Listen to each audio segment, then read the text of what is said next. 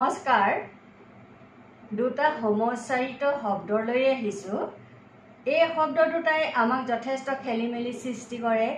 কাৰণ কোনটো অৰ্থত কোনটো শব্দৰ ব্যৱহাৰ কৰিম তাক লৈ দুধুমুধু অৱস্থা এটা আমাৰ সৃষ্টি হয় শব্দ দুটা হৈছে পান পান পট আকাৰে পা দন্তীয় ন পান এই শব্দটো অৰ্থ হৈছে পি খোৱা যেতিয়া আমি জুলীয়া বস্তু এটা খাওঁ তাকে পান কৰা বুলি কয় যেনে হুৰা পান চাহ পান ইত্যাদি উদাহৰণস্বৰূপে হুৰা পান কৰি মানুহজন খুব সোনকালে ঢুকাল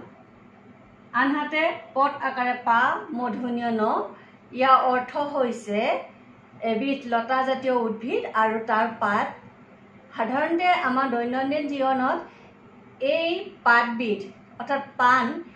আমি ব্যৱহাৰ কৰোঁ তামোলৰ লগত আমাৰ গ্ৰাম্য সমাজত বা অসমীয়া সংস্কৃতিত তামোল পান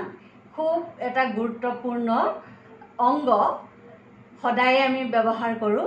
সেয়াই হৈছে তামোল পান ধন্যবাদ।